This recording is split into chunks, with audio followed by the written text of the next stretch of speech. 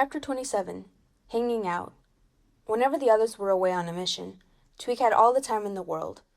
The octopod had landed on the seafloor earlier this morning, which gave her stability as she worked on her project. The Vegetables weren't with her in the launch bay. She didn't need the assistance at the moment. As much as those little goofballs were adorable, she appreciated having the time alone. She lay on her back underneath her hobby project, the GUP-F. She tightened a bolt with a wrench, sticking her tongue out like the countless times before. So far, the engines didn't really work on the GUP-F, but maybe, if she had the GUP-F run on leg power instead of electricity, it could be of use after all. It could be a backup, of sorts. Besides, the idea of a bicycle GUP sounded hilarious. Her tall ears perked up at the sound of the octochute opening and closing. She rolled out from underneath the GUP and spotted Dashi, who was walking towards the large computer monitor in the launch bay. It looked like she was carrying a small, rectangular object. Tweak sat up. It looked like Dashi didn't see her yet. The dog faced the computer, turning it on and pressing a few buttons.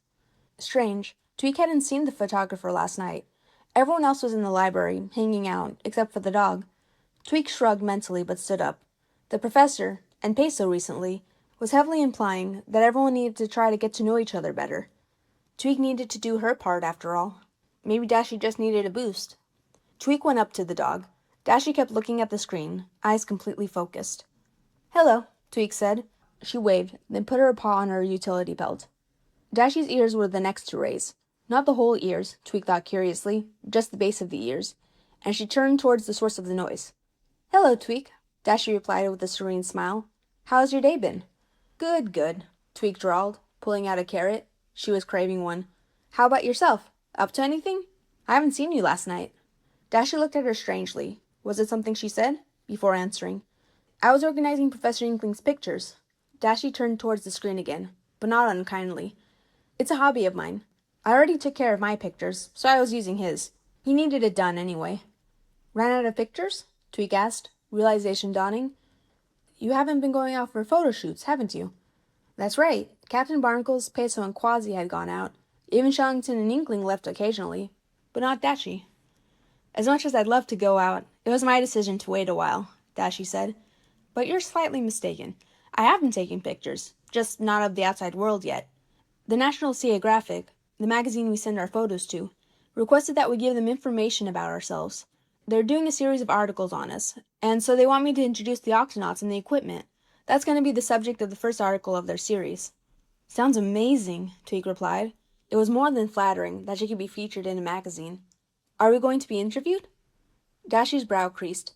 "Well, no, I was just planning on taking photos of the rooms, and probably a couple more of when everyone's in the HQ, and send everyone's info about their roles in the crew." "Oh." Dashi winced as disappointment flashed across Tweak's face. The rabbit hid that quickly, though. "I understand," Tweak said. "I wish you good luck on that." "Thanks," Dashi said, as Tweak turned away. That feeling from yesterday sprang up in Dashi, unbidden. Not only that feeling, but guilt found its way into her heart as well. Dashi had thought about giving interviews, but she didn't want to face everyone one-on-one. For the life of her, she didn't know why. She never felt uncomfortable around anyone. Sure, she was never buddy-buddy with any other creature, except for her sister. Dashi always had something to do, some project that she was interested in. That was what always brought her joy. With hanging out, it always seemed like a chore. Her parents would always say to hang out with friends, but to set up the time, to go to them, it always felt like she had to drag her feet. She knew it was wrong to think this way, but had she ever had a true friend? Tweak looked back at her. There was something in her expression that Dashi didn't understand. "Say," Tweak said, "would you like to help me fix a GUP?" "I don't think I'll be of much help," Dashi instinctively replied. If Tweak needed help, she could ask a Vegetable. That's one of the roles, after all. "I'll teach you, then," Tweak chuckled. Dashi scrunched her eyebrows, but then understood the rabbit's gesture. Although half of her was thinking about her work, the other half was rising up in longing. Longing for something she only realized that she may have never understood. "Sure." Tweak smiled and turned fully, and Dashi fell in step beside her. Line break. "Okay, just turn that bolt there," Tweak pointed.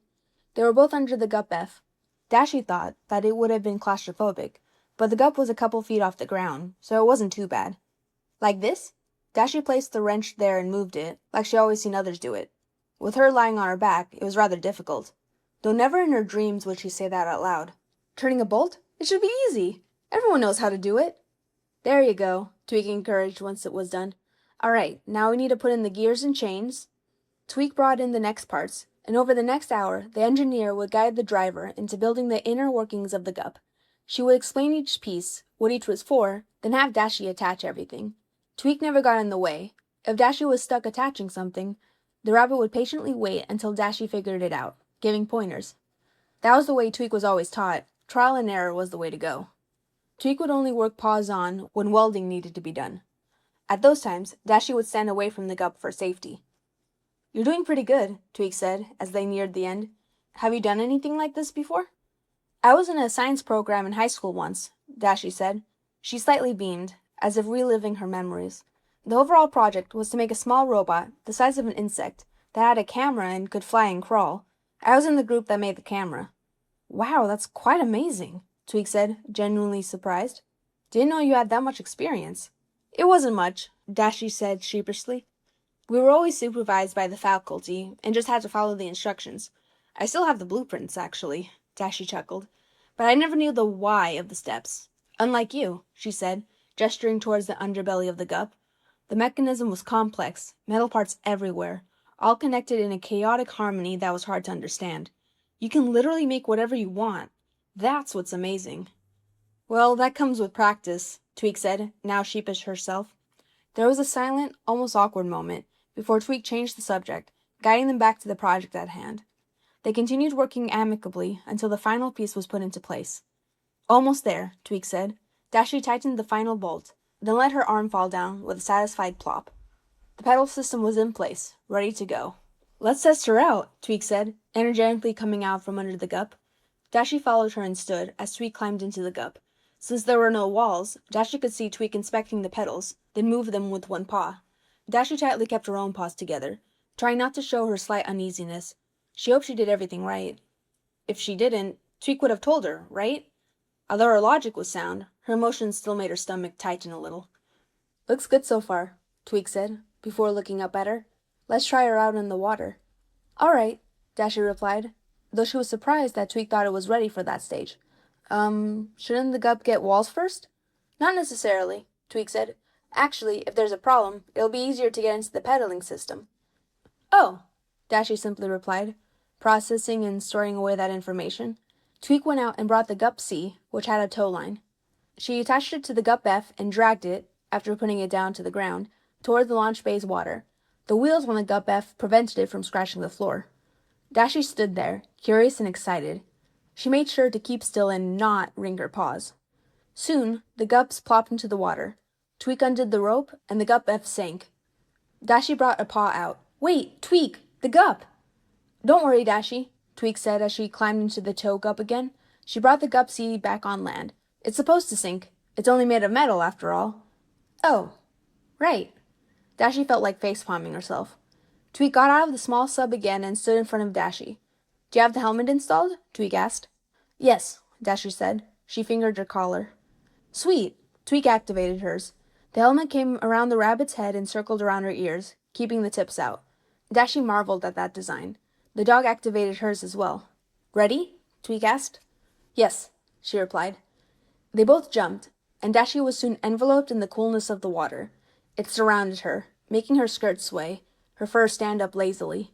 Yet, and it was strange for a split second to Dashi, her head was completely dry. It was the first time in the voyage that she was in the water. Dashi floated there for a second, that revelation sinking in her. But then Tweak waved, and the dog followed her lead. They swam down, down, down. Goodness, Dashi thought, how deep is this ship? Until they went to the bottom of the chasm. There the gup F stood on its side, like a sunken ship in the bottom of the ocean. Help me flip the gup over, a voice surrounded her head. Dashi looked at Tweak, who just let go of the radio button on her collar. On it, Dashi replied, pressing her own button. There were a couple of grunts, but soon the gup was in its proper position. They both went in and sat in the gup. There's a button on the collar that'll keep the radio link open all the time, Tweak said. She pointed at it. So we can do things without activating the radio all the time. Good idea, Dashi said, turning it on. Tweak thinks of everything. All right, Tweak said as they got into position. On the count of 3, get ready to pedal. 1, 2, 3. Dashie pedaled as fast as she could. It felt a bit wonky to her, with water resistance affecting her every move. She kept going, though. Out of the corner of her eye, she saw Tweak pedaling as well. The gup shook. "Keep going," Tweak said. Dashie applied even more energy. "Let this work. Please let this work." The gup shook again, but then slowly lifted off and went forward. "It's working!" Tweak gasped, completely elated. Dashie grinned as well. But then the gup started to tilt. Dashie's smile faded into horror.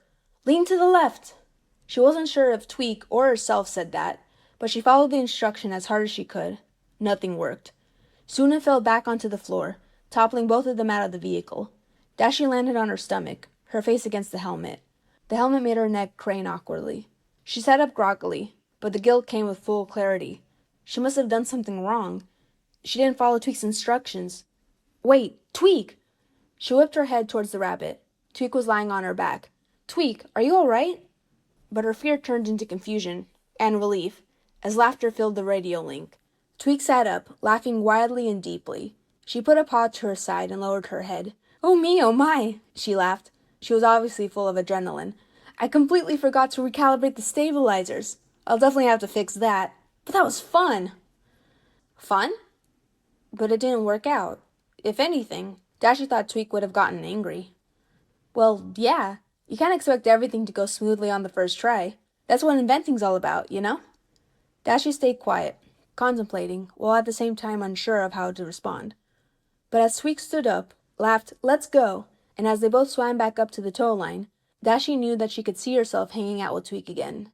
It was nice.